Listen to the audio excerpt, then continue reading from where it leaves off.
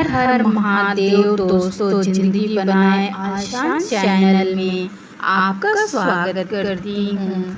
एक समय शिव जी महाराज पार्वती के साथ हरिद्वार में घूम रहे थे। पार्वती जी ने देखा कि सहस्त्रों मनुष्य गंगा में नहा नहा कर हर हर कहते चले जा रहे थे, परंतु प्रायः सभी दुखों और पाप परायण है। पार्वती जी ने बड़े आश्चर्य से शिव जी से पूछा, हे देव, गंगा में इतनी बार स्नान करने पर भी इनके पाप और दुखों का नाश क्यों नहीं हुआ? क्या गंगा में इतना सामर्थ्य नहीं रही? शिव जी ने कहा, प्रिय, गंगा में तो वही सामर्थ है, परंतु इन लोगों ने पाप नाशनी गंगा में स्नान किया ही नहीं, तब इन्हें लाभ कैसे मिलेगा? पार्वती जी ने आश्चर्य से कहा, स्नान कैसे नहीं किया? सभी तो नहा नहा कर आ रहे हैं, अभी तक इनके शरीर भी नहीं सूखे हैं। शिव जी ने कहा, ये केवल जल में डुबकी लगाकर आ रहे हैं, तुम्हें कल इसका रहस्य समझाऊंगा।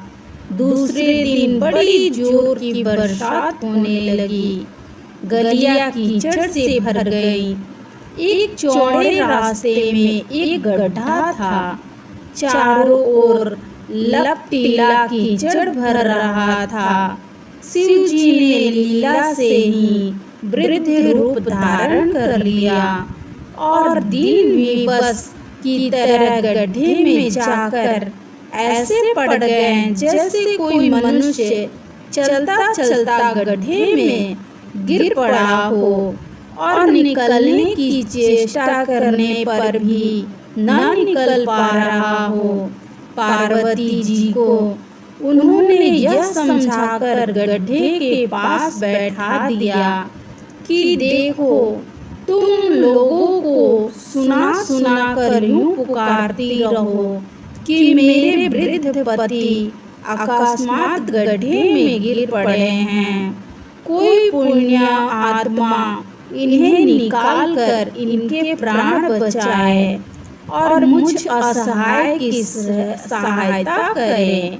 शिव जी ने यह और समझा दिया कि जब कोई गड्ढे में से मुझे निकालने को तैयार हो, तब इतना और कह देना कि भाई, मेरा पति सर्वथा निष्पाप है, इन्हें वही छुए जो स्वयं निष्पाप हो। यदि आप निष्पाप हैं तो इन्हें हाथ लगाइए, नहीं तो हाथ लगाते ही आप भस्म हो जाएंगे। पार्वती जी तथास्तु कहकर गड्ढे के किनारे में बैठ गईं और आने जाने वाले को सुना सुनाकर शिव जी की सिखाई हुई बातें कहने लगी। गंगा में नहाकर लोगों के दल आ रहे थे। सुंदर युवती को यूं बैठे देखकर कईयों के मन में पाप आया। कई लोग लज्जा से डरे तो कईयों को कुछ धर्म का भय हुआ, कई कानून से डरे।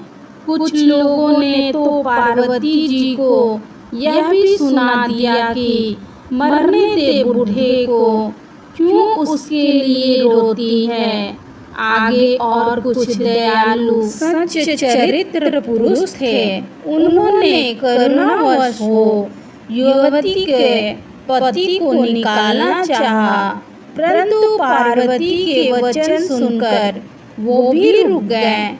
उन्होंने सोचा कि हम गंगा में नहाकर आए हैं तो क्या हुआ, पापी तो हैं ही, कहीं होम करते हाथ न जल जाए। बूढ़े को निकालने जाकर इस स्त्री की कथा अनुसार हम स्वयं भस्म न हो जाएं। किसी का साहस नहीं हुआ। सैकड़ों आए, सैकड़ों ने पूछा और चले गए। संध्या हो चली, शिव जी ने कहा, पार्वती देखो, आया कोई गंगा में नहाने वाला। थोड़ी देर बाद एक जवान हाथ में लोटा लिए हर हर करता हुआ निकला। पार्वती ने उसे भी वही बात कही।